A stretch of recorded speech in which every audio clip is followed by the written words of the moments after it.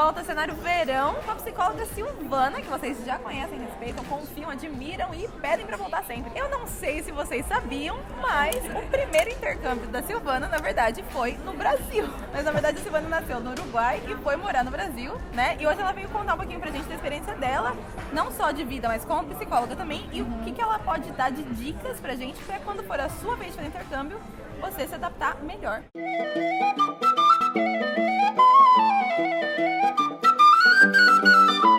Vamos entender esse negócio então. Peraí, você fez intercâmbio pro Brasil, como é que é isso? Pois é, na verdade, né, é uma brincadeira, né, que a mãe tá falando, né, não foi um intercâmbio, eu fui morar no Brasil quando eu tinha 7 anos de idade, a metade da minha família é do Uruguai, onde eu nasci, minha mãe é brasileira, mas ela morou muitos anos no Uruguai. Nós fomos pro Brasil quando eu era bem jovem, já nessa época, já com 7 anos de idade, a gente ainda tem bastante consciência, já sente as diferenças, eu cheguei no Brasil bem na fase da alfabetização na época escolar, então pra mim já foi um choque, já no primeiro dia. Eu não falava nada de português. Logo no primeiro dia de aula eu já cheguei, todo mundo falando português, e a professora já começou com um ditado. Ah, verdade, você falava Nossa, é verdade. Foi educado em espanhol. E a professora já chegou no primeiro dia, já fazendo o ditado, eu lá, quietinha, Tipo, né? Tipo lá, morrendo de vergonha, né? De como fazer. vergonha, né? Toda se identifica nesse momento. Quem já não sentiu vergonha quando fez isso? Exatamente. Então essa história de intercambista já começa lá da sua mãe, já que é uma intercambista. Já É cultural, isso aí é da família. Que não era muito comum, acho, na geração dos nossos pais, eles não irem, era. né, fazer intercâmbio e morar em outro país. Foi uma dificuldade, foi um período de adaptação, foi um processo, né, de você chegar, claro, quando eu cheguei no Brasil toda encantada, aquela ilusão, né, um país grande, porque o Uruguai É pequenininho. é um país pequenininho, né, e naquela época quando eu era criança, a gente brincava na rua, né, era super seguro, e de repente eu fui para São Paulo, eu não só fui para de um país pequeno para um país maior, como para uma cidade grande. Que já é um intercâmbio em si só, né? A mãe intercambista do interior pra São Paulo. O meu Exatamente. primeiro intercâmbio também, eu considero, tava falando pra Silvia aqui, que eu considero que foi em São Paulo, porque foi uma mega mudança pra mim. Tipo, ir do interior pra São Paulo, tipo, uau, é intercâmbio sim. Qual que foi a maior dificuldade que você teve se mudando? Qual foi a maior diferença, o choque que você teve mudando de Uruguai para Brasil e São Paulo, né, especificamente? Então, o primeiro choque foi da língua. Aí a cultura também, como eu disse, quando eu cheguei lá, eu vim de uma cidadezinha, apesar de eu nasci em Montevidéu, que era a capital, mas super pequenininha. Então eu brincava nas ruas, eu ia nas lojas comprar as coisinhas, atravessava a rua. A comida era diferente, do Uruguai era muito diferente. Eu me lembro da primeira pamonha que eu comi, que delícia até hoje. É uma pamonha que vem naquelas Brasílias passando. Pamonha, Sim, Fresquinha, puro creme do milho. Ele teve aquela mistura de coisas gostosas, novidades, num lugar grande, tudo moderno. E aquela mistura de sentimentos, mas tudo era assustador ao mesmo tempo, né? Imagina, mas com 7 aninhos. Mas talvez a infância de hoje tenha já mudado naturalmente. Às vezes as pessoas falando assim, nossa, brincar em casa, isso já não existe, né? Talvez a geração de hoje já não tenha mais isso. Mas você falou algumas coisas muito legais de cultura, de idioma, de vir de uma cidade pequena para uma grande. Quando você sai do Brasil para Irlanda, geralmente é o oposto, né? Você sai de um país gigante, numa casa, numa cidade grande, para uma cidade minúscula, né? Que é Dublin comparado ao interior. Como é que foi para você essa mudança, seu segundo intercâmbio? Quando eu escolhi vir para Irlanda, eu decidi o intercâmbio, me preparei durante um ano. Eu falei, nossa, mas tirar de letra. Imagina, doce ilusão, né? Muito pelo contrário. Primeiro porque era o inglês. Eu ia perguntar isso, você não falava inglês. Eu achava que eu falava, eu me preparei, estudei, eu já estava na fase de conversação no Brasil. Quando a gente fala, eu achava que falava inglês, eu toda hora ouço o pessoal falando isso. É porque, quando você está falando inglês no Brasil, você geralmente tem um contexto muito grande do que está acontecendo, então é muito fácil entender. Por exemplo, uma aula de inglês, vamos falar do tema imigração. Aí todo mundo entende que está falando de imigração e tal. É por isso ou é porque o sotaque é diferente, as expressões? O que vocês acharam que é? Eu achei que sabia e não sabia. Tem uma questão da insegurança, de você não se sentir seguro com o seu inglês. Então, eu dava aula de inglês no Brasil. Eu cheguei aqui, fui comprar uma máquina fotográfica, eu queria uma máquina fotográfica, tinha trazido dinheiro para comprar a máquina, cheguei na loja, pedi pro Dan falar com o cara, porque eu não queria falar. No começo, o sotaque é, sim, diferente, porque você, no Brasil, cresce muito acostumado com o inglês americano. Então, eu não tinha me preparado, por exemplo, ouvindo inglês e irlandês, então eu não tinha essa referência na minha cabeça, então demorou pra eu me acostumar com o jeito que eles falam. Tem umas coisas do dia a dia que você só vai aprender convivendo, tanto que eu sempre falo que ter sido au pair me ajudou muito, porque eu fui aprendendo coisas do dia a dia que eu não ia aprender em nenhuma aula de inglês no Brasil, sabe? Então eu acho que é uma mistura de fatores, mas assim, você só aprende uma língua de verdade se você mora naquele contexto e você vivencia essa língua. Eu concordo com a Má, assim, no meu caso, por exemplo, eu me virava pra falar. É engraçado que eu morei com uma família, eles falavam pra mim, e eu morei com outro rapaz que era iraniano, eu acho, e a gente era o contrário, né? Ela falava pra mim, você fala, porque eu não tinha vergonha de falar, eu tinha meu vocabulário, eu dava um jeito de me expressar. Mas na hora que eles falavam, Eu não entendi. Aquilo me deixava tão frustrada e eu ficava pedindo para repetir, eu via a cara deles. Pedindo para repetir, aquilo me cansava. Você estar 24 horas ouvindo. Porque quando a gente está no Brasil, você vai para aula, né? Mas você tá 2 horinhas ali. 2 horinhas, você sabe, não, vamos concentrar a aula. Aqui não, dependendo do contexto. Por exemplo, quando eu cheguei, eu não conhecia nenhum brasileiro, eu fiquei numa casa de família, eu só ficava ouvindo inglês. Eu ficava mentalmente, aquilo pra mim era assim, eu queria dormir, eu tava muito cansada. Então pra mim era o cansaço, e aí o cansaço não me deixava entender. Então aquele sotaque me frustrava tanto de não conseguir entender. Então eu acho que depende de cada pessoa. Eu acho que o que a Má falou tem sim segurança. No meu caso, eu falava. Eu lembro que no comecinho, quando eu namorava com meu marido, ele falava assim, você relaxa tanto quando você tá conversando com sua mãe, com sua família. E ele até falava, conversa mais, fala, encontra mais brasileiros, porque você relaxa. Ele percebia o esforço, eu sei como é cansativo. E deixa eu fazer uma pergunta agora, assim, a gente tá falando das dificuldades, talvez falou do inglês e tal, mas aí essa chegada sua não é só coisa ruim, né? Você tem uma lua de mel quando você chega, né? Tem momentos bons, é bom chegar.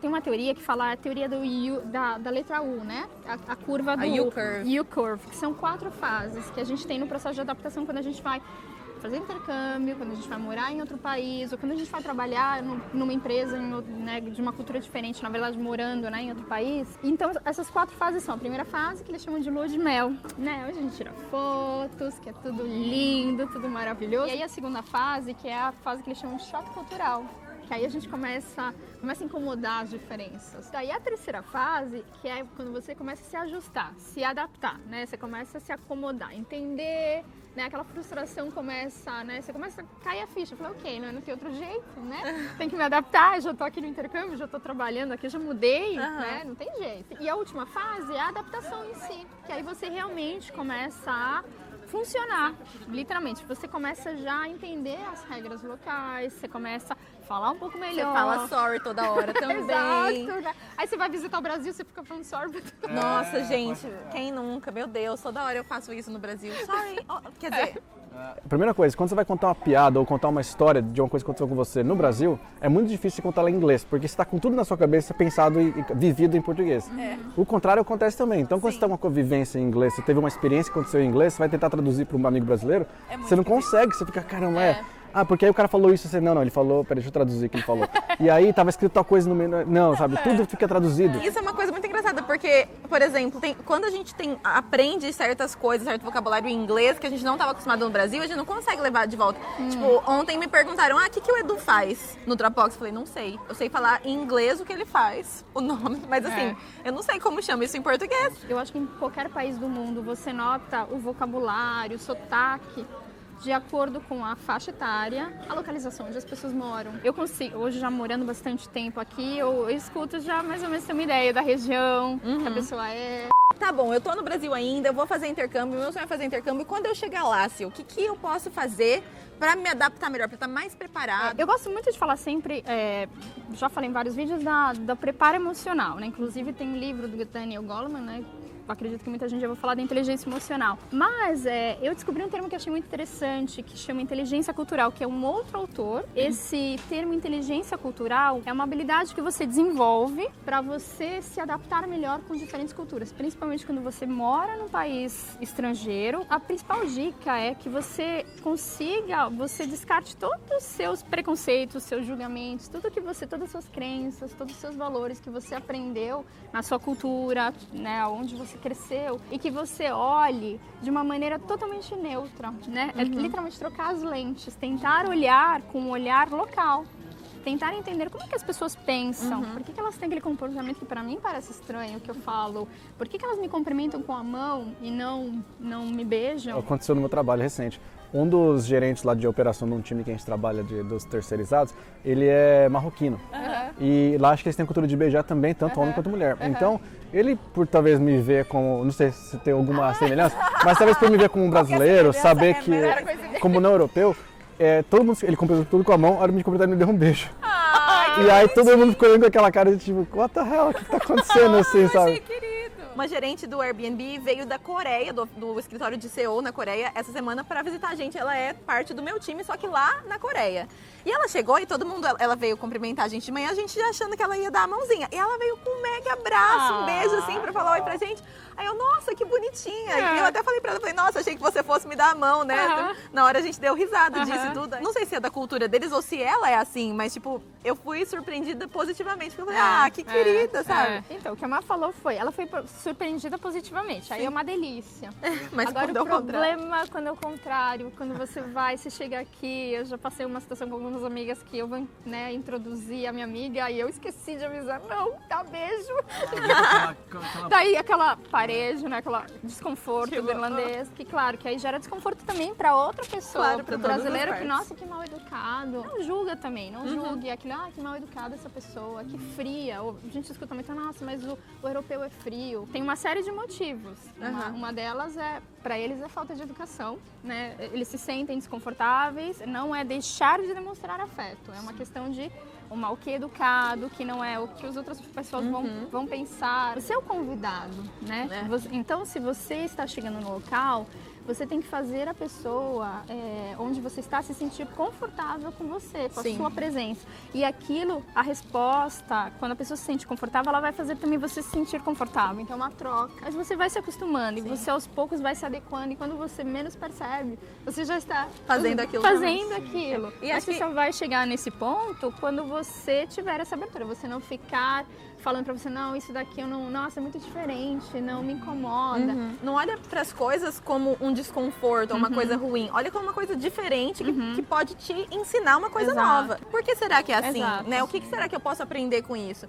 Sabe? Então tem esse olhar mais curioso do que julgador, entendeu? Com as coisas. Acho que isso faz bastante Eu diria diferença. que é quase que uma conquista, você aprender uma coisa nova, porque tem um discurso da Michelle Obama, já tem uns 10 anos esse discurso, que ela fala justamente de como que o intercâmbio te torna uma pessoa melhor e torna o mundo melhor, porque você aprende a conhecer culturas, respeitar culturas, entender que religiões podem ser diferentes, hábitos podem ser diferentes, maneiras com que você vê uma coisa são diferentes, porque a mídia te controla muito e por mais que a gente ache que não, sim, controla, cria muita coisa pra gente, enfim, você trabalhar e lidar com pessoas de outros países, de outras culturas, vai te abrir mente para muita coisa, vai te dar compreensão, a empatia de como as coisas funcionam e te torna uma pessoa mais aceitável, né? Se você passa a aceitar mais. A gente trabalha muito a autoestima, porque quando a gente chega, isso de novo com a minha experiência também, a gente sente, a autoestima fica, você se sente como eu vou explicar, você se sente tão pequenininho perto, né, daquelas pessoas que fazem tudo que flui, é como se você se sentisse criança de novo quando você chega num lugar diferente.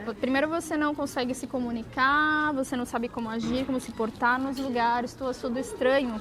Então aquilo mexe, não tem como, mexe com a autoestima. Quando você começa a se abrir e falar, ok, vamos lá, vamos experienciar aquilo, é algo novo, eu vou aprender, eu vou me acostumar, é só algo novo, você é uma experiência nova e vai passar. Flui naturalmente, você se adapta, mas você precisa se permitir. E depois de um tempo você vai olhar pra trás e falar, olha que lindo isso que eu vivi, olha tudo isso que eu aprendi. Com certeza. Que foda. Se tiver alguém ali que tá tendo dificuldade de lidar com essa situação, ou que estiver querendo ali uma ajuda, tem como entrar em contato com você? Tem o meu site, tem as minhas redes sociais, estão tudo aqui embaixo. Vocês podem me seguir no Facebook, na minha página do Face e na minha página do Instagram também, onde eu dou dicas semanais sobre bem-estar emocional. Muito obrigada, então. Obrigada não a você. esquece de curtir esse vídeo e compartilhe com as pessoas, porque é um vídeo muito bom, vai ajudar com certeza muita gente que você conhece. Se inscreve no canal, liga as notificações para saber quando tem vídeo novo e não esquece da hashtag Volta Silvana. Então, gente, obrigado! Beijinho! Beijinho! Tchau. Tchau, tchau!